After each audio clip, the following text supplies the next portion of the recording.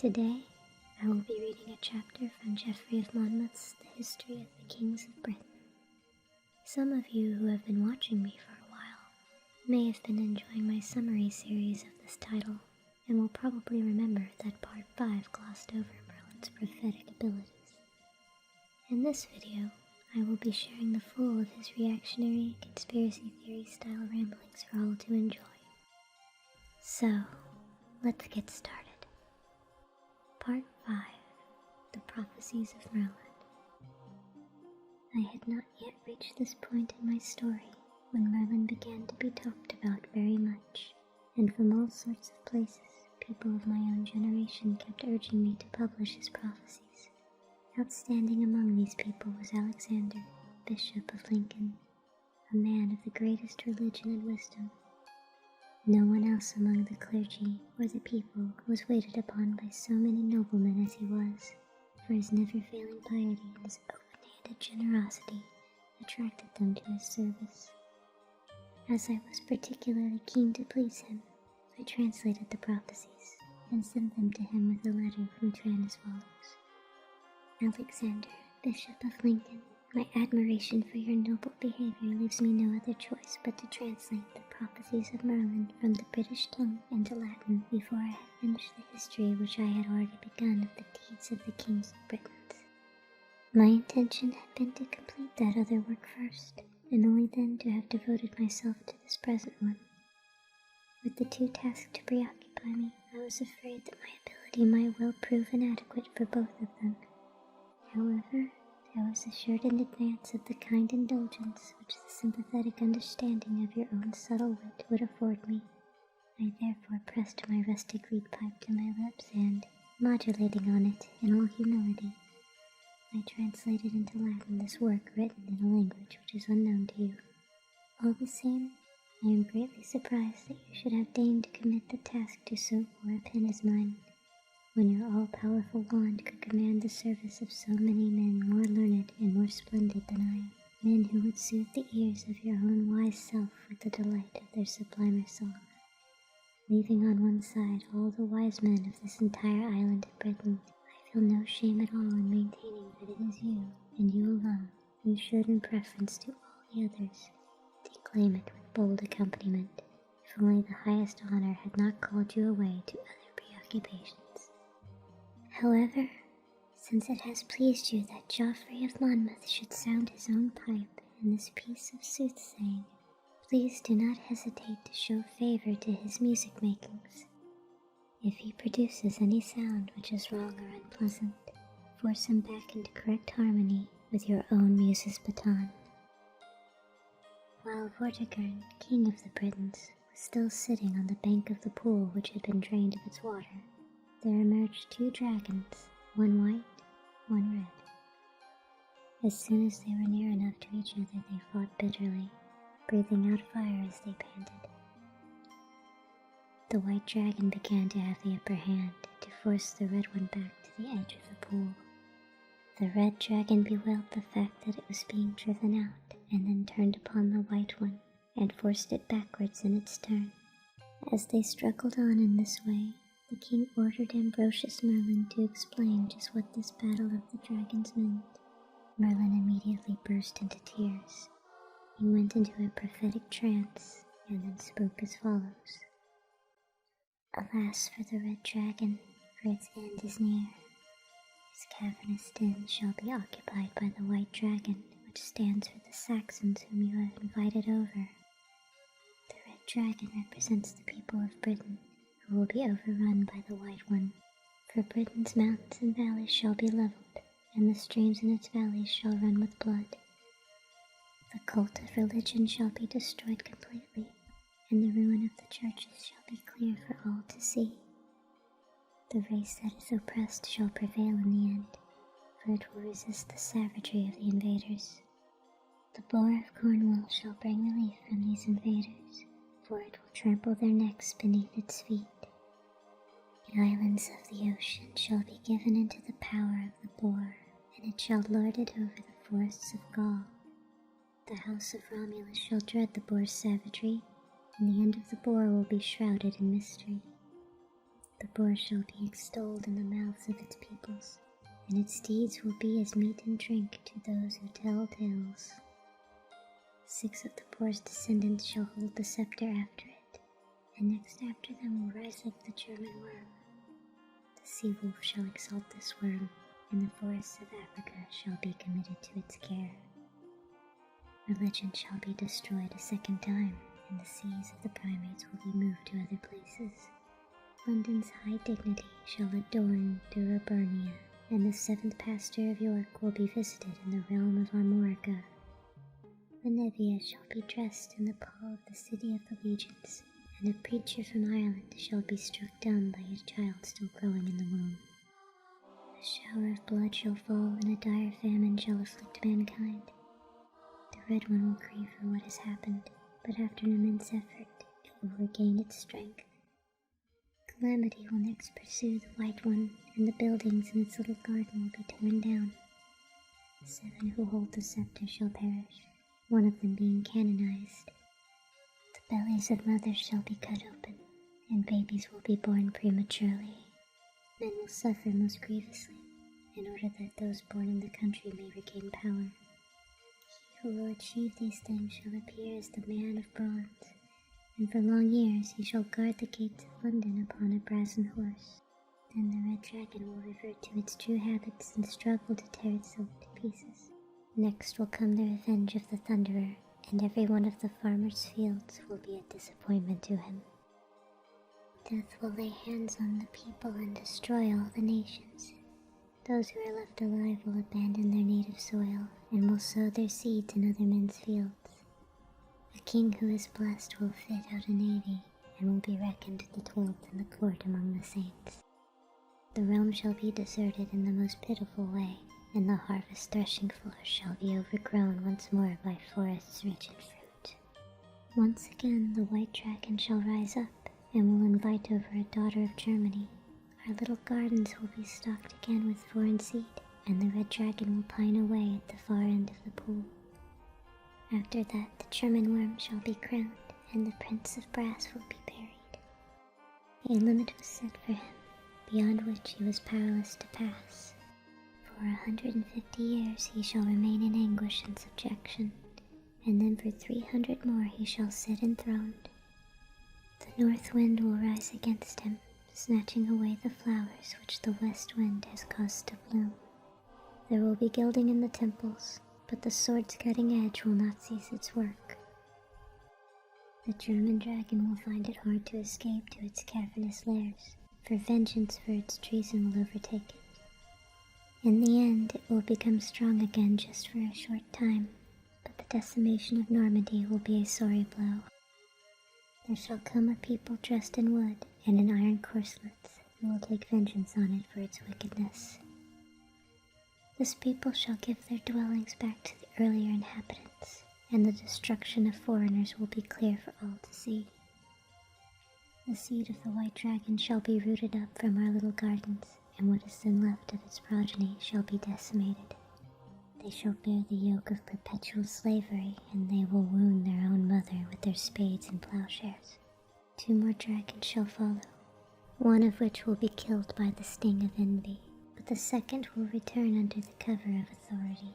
The lion of justice shall come next, and at its roar the towers of Gaul shall shake, and the island dragons tremble. In the days of this lion, gold shall be squeezed from the lily flower and the nettle, and silver shall flow from the hoofs of lowing cattle.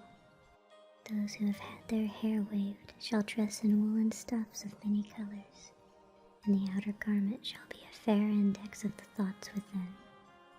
The feet of those that bark shall be cut off. Wild animals shall enjoy peace, but mankind will bewail the way in which it is being punished. The balance of trade shall be torn in half, and the half that is left shall be rounded off. Kites will lose their ravenous hunger, and the teeth of wolves will be blunted. The lion's cubs shall be transformed into saltwater fishes, and the eagle of Mount Arabia shall nest upon its summit. Venedotia shall be red with the blood of mothers, and the house of Corinius will slaughter 6 brothers. The island will lie sodden with the tears of the nighttime, and everyone will be encouraged to try to do everything. Those who are born later shall strive to fly over even the most lofty things, but the favor given to newcomers will be loftier even than that. Piety will frown upon the man who has inherited goods from the impious, that is, until he takes his style of dress from his own father. Girded around with the wild boar's teeth, he shall climb over the mountain summits and higher than the shadow of the helmeted man. Albany will be angry. Calling her near neighbors to her, she shall give herself up entirely to bloodshed. Between her jaws there will be found a bit which was forged in the Bay of Armorica. The eagle of the broken covenant shall paint it with gold, and will rejoice in her third nesting. The cubs shall roar as they keep watch. They will forsake the forest groves and come hunting inside the walls of cities. They will cause great slaughter among many who oppose them, and the tongues of bulls shall they slice off. They shall load with chains the necks of the roaring ones, and live again the days of their forefathers. Thereafter, from the first to the fourth, from the fourth to the third, from the third to the second shall the thumb be rolled in oil. The sixth shall throw down the walls of Ireland and transmute its forests into a level plain. The sixth shall unite the different parts into one whole, and he shall be crowned with the head of a lion. His beginning will yield to his own unstable disposition, but his end shall soar up towards those on high. He shall restore the dwellings of the saints throughout the lands, and settle the pastors in places which befit them. 2 towns shall he cover with funeral palms, and to virgins he will present virgin gifts. By doing this, he will earn the favor of the Thunderer, and he will be placed among the blessed. From him there will emerge a she-lynx, and this will nose its way into all things, and strive for the downfall of its own race. Because of the she-lynx, Normandy will lose both its isles and be deprived of its former dignity. Then the island's inhabitants shall return to it, for a great dissension will arise among the foreigners. A hoary old man upon a snow-white horse shall divert the river Pereron, and above the stream he will measure out a mill with his white rod. Cadwallader shall summon Conanus, and shall make an alliance with Albany. Then the foreigners shall be slaughtered, and the rivers will run with blood. The mountains of Armorica shall erupt, and Armorica itself shall be crowned with Brutus's diadem. Cambria shall be filled with joy, and the Cornish oaks shall flourish. The island shall be called by the name of Brutus, and the title given to it by the foreigners shall be done away with. From Conanus there shall descend a fierce boar, which will try the sharpness of its tusks in the forests of Gaul, for it will lop down all the larger oak trees, taking care, however, to protect the smaller ones. The Arabs shall dread this boar, and so shall the Africans, for the impetus of its onslaught will carry it into the remotest parts of Spain. Next after the boar shall come the ram of the castle of Venus, with golden horns and a beard of silver. It will breathe such a fog from its nostrils that the entire surface of the island will be overshadowed by it. In the days of the ram there shall be peace, and the harvest will be plentiful because of the richness of the soil. Women shall become snake-like in their gait, and every step they take will be full of arrogance. The castle of Venus will be restored, and Cupid's arrows will continue to wound. The source of the river Amne shall turn into blood, and 2 kings will fight each other at the ford of the staff for the sake of the lioness. All the soil will be fruitful beyond man's need, and human beings will fornicate unceasingly. 3 generations will witness all that I have mentioned, and then the kings buried in the town of London will be disinterred. Famine will return, and death, and citizens will grieve for their townships. The boar of commerce shall come and call back the scattered flocks to the feeding ground which they have forsaken. Its breast will be as food to the hungry, and its tongue will assuage the thirst of those who are dry. From its mouth shall flow forth rivers which will water the parched gullets of men. Then a tree shall spring up on the top of the Tower of London. It will be content with only 3 branches, and yet it will overshadow the whole length and breadth of the island with the spread of its leaves. The north wind will come as the tree's enemy, and with its noxious breath it will tear away the third of the branches. The 2 branches which are left will occupy the place of the one ripped off, this until one of them destroys the other by the very abundance of its leaves. This last branch will fill the place of the other 2, and it will offer a roosting place to birds come from foreign parts. To birds native to the country it will seem harmful, for through their dread of its shadow they will lose their power of free flight. The ass of wickedness will come next, swift against the goldsmiths, but slow against the wolf's ravenous appetite. In these days the oak shall burn in the forest glades, and acorns shall burgeon on the lime trees' boughs. The 7 seas shall flow forth through 7 mouths, and the river Usk shall be boiling hot for 7 months. Its fish will die because of the heat, and from them serpents will be born. The baths shall grow cold at Bath, and its health-giving waters shall breed death. London shall mourn the death of 20,000, and the Thames will be turned into blood. Monks and their cowls shall be forced into marriage, and their lamentation will be heard on the mountain peaks of the Alps. 3 springs shall burst forth in the town of Winchester, and the streams which run from them will divide the island into 3 parts. Whoever will drink from the first will enjoy long life, and will never be afflicted by the onslaught of illness. Whoever will drink from the second shall perish from insatiable hunger. Pallor and dread will be clear to see on his face. Whoever will drink from the third shall die a sudden death, and it will not be possible for his body to be buried. In their effort to avoid so voracious a death fit, men will do their best to cover it over with layers of different materials, but whatever structure is placed on top will immediately take on the form of some other substance. As soon as they are placed there, earth will be turned into stones, stones into liquid, wood into ashes, and ash into water.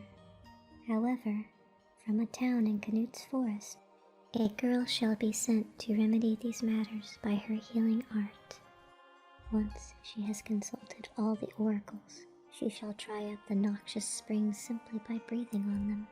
Next, when she has restored her own strength by some invigorating drink, she shall carry the forest of Caledon in her right hand, and in her left the buttressed forts of the walls of London. Wherever she passes, she shall leave sulphureous footprints which will reek with a double flame. The smoke from them will stir up the rutiny, and will provide food for the creatures who live under the sea. Tears of compassion shall flow from her eyes, and she will fill the island with her dreadful cries. He that will kill her shall be a stag of 10 tines, 4 of which will bear golden coronets, but the other 6 will be turned into the horns of oxen, and these horns will rouse the 3 islands of Britain with their accursed bellowing. The Danaan forest shall be wakened from its sleep, and bursting into human speech, it shall shout, "Cumbria, come here! Bring Cornwall at your side. Say to Winchester, the earth will swallow you up. Move the sea of your shepherd to where the ships come into harbor, then make sure that the limbs which remain follow the head. The day approaches when your citizens will perish for their crimes of perjury. The whiteness of your wools has done you harm, and so, too, has the variety of their dye. Woe to the perjured people, for their famous city shall come toppling down because of them. The ships shall rejoice at such a great increase, and each one of them will be constructed out of the material of 2. The hedgehog loaded with apples shall rebuild the town, and attracted by the smell of these apples, birds will flock there from many different forests. The hedgehog shall add a huge palace, and then wall it round with 600 towers. London will view this with envy, and will increase her own fortifications 3-fold. The river Thames will surround London on all sides, and the report of that engineering feat will cross the Alps. The hedgehog will hide its apples inside Winchester, and will construct hidden passages under the earth. In that time the stones shall speak. The sea over which men sail to Gaul shall be contracted into a narrow channel. A man on any one of the 2 shores will be audible to a man on the other, and the land mass of the island will grow greater. The secrets of the creatures who live under the sea shall be revealed, and Gaul will tremble for fear. Next a heron shall emerge from the forest of Calaterium, and fly around the island for 2 whole years. By its cry in the night, it will call all winged creatures together and assemble in its company every genus of bird. They will swoop down onto the fields which men have cultivated and devour every kind of harvest. A famine will attack the people, and an appalling death rate will follow the famine. As soon as this terrible calamity has come to an end, the accursed bird will transfer its attention to the Gallabes Valley and raise it up into a lofty mountain. On its highest peak, the heron will plant an oak, and on the branches of the oak it shall build its nest. 3 eggs shall be laid in the nest, and from them will emerge a fox, a wolf, and a bear. The fox will devour its mother, and then put on an ass's head. Once it has assumed this monstrous guise, it will terrify its brothers and drive them away to Normandy. In that country they will in their turn stir up the tusky boar. Back they will come in a boat, and in that way they will meet the fox once more. As it begins the contest, the fox will pretend that it is dead, and will move the boar to pity. Soon the boar will go up to the fox's corpse, and standing over it, will breathe into its eyes and face. The fox, not unmindful of its ancient cunning, will bite the boar's left hoof and sever it completely from the boar's body. Then the fox will leap at the boar and tear off its right ear and its tail, and slink off to hide in the mountain caves. The deluded boar will then ask the wolf and the bear to restore to it the parts which it has lost. Once they have agreed to support the boar, they will promise it 2 feet, 2 ears and a tail, from which they will manufacture truly porcine members. The boar will agree to this and will stand waiting for the promised return of its parts. Meanwhile the fox will come down from the mountains and will metamorphose itself into a wolf. Under the pretense of holding a conference with the boar, it will approach that animal craftily and eat it up. Then the fox will change itself into a boar and stand waiting for its brothers, pretending that it too has lost some of its members. As soon as they come, it will kill them with its tusk without a moment's delay, and then have itself crowned with a lion's head. In the days of the fox, a snake shall be born, and this will bring death to human beings. It will encircle London with its long tail and devour all those who pass by. A mountain ox shall put on a wolf's head and grind its teeth white in the Severn's workshop. The ox will collect round itself the flocks of Albany and those of Wales, and this company will drain the Thames dry as it drinks. An ass shall call to itself a long-bearded goat, and then will change shapes with it. As a result, the mountain bull will lose its temper. It will summon the wolf, and then transfix the ass and the goat with its horn. Once it has indulged its savage rage upon them, it will eat up their flesh and their bones, but the ox itself will be burned up on the summit of Uranus. The ashes of its funeral pyre shall be transmuted into swans, which will swim away upon dry land as though in water. These swans will eat up fish inside fish, and they will swallow men inside men. When they become old, they will take the shape of sea wolves, and continue their treacherous behavior beneath the sea. They will sink ships, so gather together quite a treasure house of silver. Then the Thames shall begin to flow again. It will gather together its tributaries and overflow the confines of its bed. It will submerge nearby towns and overturn the mountains in its course. It will join to itself the springs of Gallabes, filled as they are to the very brim with wickedness and deceit. As a result, a number of mutinies will occur, and these will encourage the Venedoci to make war. The oaks of the forest shall band together and come into conflict with the rocks of the Giphy. A raven will fly down with the kites and eat up the bodies of the dead. An owl will nest on the walls of Gloucester, and in its nest will be hatched an ass. The snake of Malvern will nurture this ass and teach it many deceitful tricks. The ass will put on a crown, and then clamber above all that is most lofty, and terrify the people with its hideous braying. In the days of the ass the Picaean mountains shall totter, and the country districts shall be deprived of their forest lands, for there shall come a worm which will puff forth fire, and this worm will burn up the trees with the breath which it exhales. Out of the worm shall come 7 lions, malformed with goats' heads. With the fetid breath from their nostrils, the lions will corrupt married women and cause wives so far faithful to one husband to become common prostitutes. The father shall not know his own son, for human beings will copulate wantonly as cattle do. Then indeed shall come a very giant of wickedness, who will terrify everyone with the piercing glance of his eyes. Against him will arise the dragon of Worcester, which will do its best to destroy him. But when they come to grips, the dragon will be worsted and overwhelmed by its conqueror's wickedness.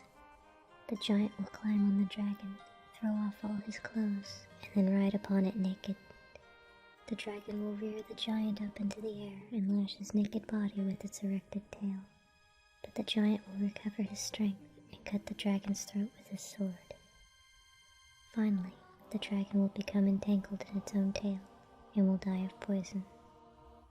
The boar of Totnes shall succeed the giant and will oppress the people with grievous tyranny.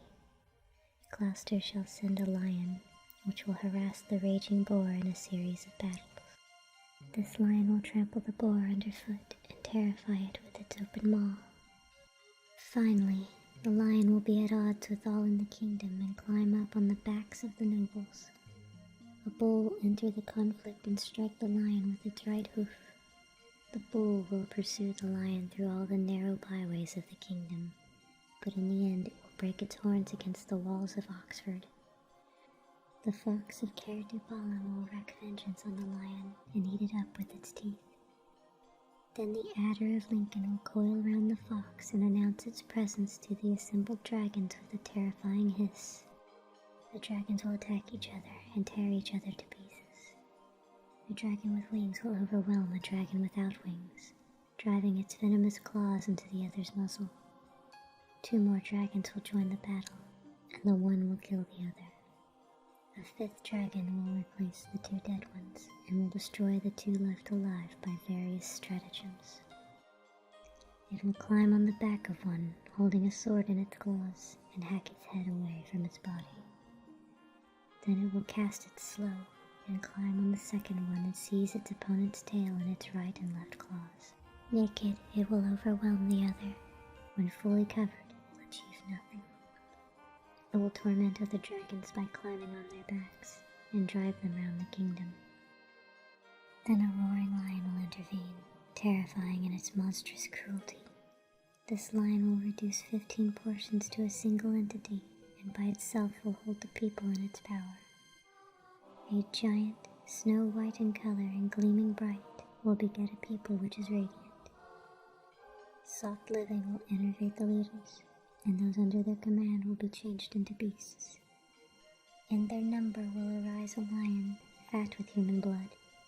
A man with a sickle will act as the lion's helper in the harvest, but when the man is perplexed in his mind, the lion will destroy him. The charioteer of York will soothe the people. He will throw his master out and climb up into the chariot which he is driving. He will draw his sword and threaten the east, and he will fill with blood the ruts made by his wheels. Next he will turn himself into a sea fish and mate with a snake which has attracted him by its hissing. As a result, there shall be born 3 bulls, which will glitter like lightning. They will eat up their pasture lands and then be turned into trees. The first bull will carry a whip made of vipers, and it will turn its back on the one born second. The second bull will struggle to snatch the whip from the first, but the whip will be seized by the third. They will avert their gaze from each other until they have thrown away the poison cup. A farmer from Albany shall take their place, and down his back a snake shall hang. He will spend his time plowing the earth, so that the harvest of his homeland may grow white. But the snake will busy itself in scattering poison to prevent the green corn from ever coming to harvest. The population shall decrease through some deadly calamity, and the walls of the towns will come tumbling down. The city of Claudius will be proposed as a source of remedy, and the city will put forward the foster daughter of the scourger. She shall come bearing a saucer of medicine, and in next to no time the island will be restored.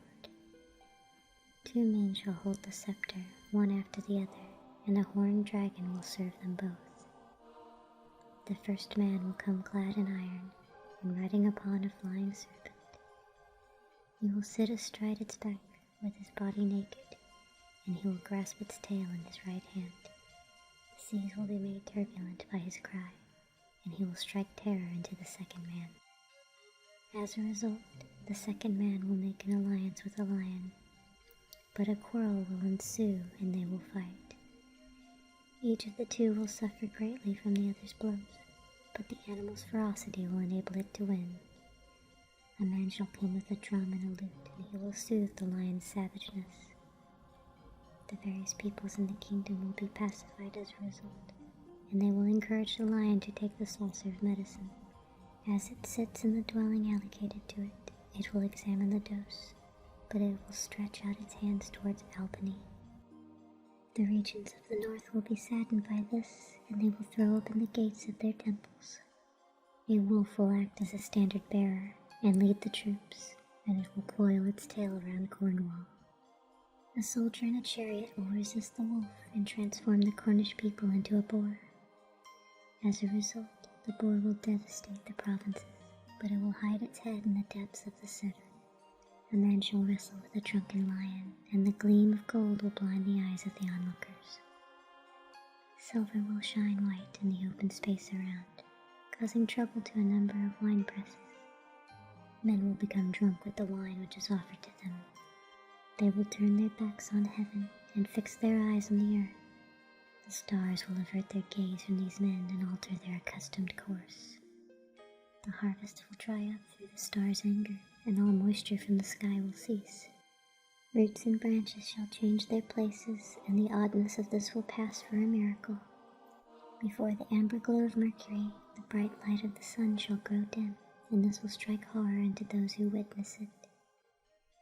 The planet Mercury, born in Arcady, shall change its shield, and the helmet of Mars shall call to Venus. The helmet of Mars shall cast a shadow, and in its rage Mercury shall overrun its orbit. Iron Orion shall bear its sword. The watery sun shall torment the clouds. Jupiter shall abandon its preordained paths, and Venus desert its appointed circuits. The malice of the planet Saturn will pour down like rain, killing mortal men as though with a curved sickle. The 12 mansions of the stars will weep to see their inmates transgress so. The Gemini will cease their wonted embraces, and will dispatch Aquarius to the fountains. The scales of Libra will hang awry, until Aries props them up with its curving horns. The tail of Scorpio shall generate lightning, and Cancer will fight with the sun. Virgo shall climb on the back of Sagittarius, and so let droop its maiden blossoms. The moon's chariot shall run amok in the zodiac, and the Pleiades will burst into tears. None of these will return to the duty expected of it. Ariadne will shut its door and be hidden within its enclosing cloud banks. In the twinkling of an eye the seas shall rise up, and the arena of the winds shall be opened once again. The winds shall do battle together with a blast of ill omen, making their din reverberate from one constellation to another. Over a millennium will pass, and a red-hooded lagomorph will share these tales with the peoples of Lemuria. In this far-off land, capital rules all, and the people fight like ravenous dogs and consume one another. Due to this, the Hooded Rabbit will have a Patreon, and will encourage your viewers to like and subscribe if they enjoyed the video and would like to see more content. Thank you for watching. Good night.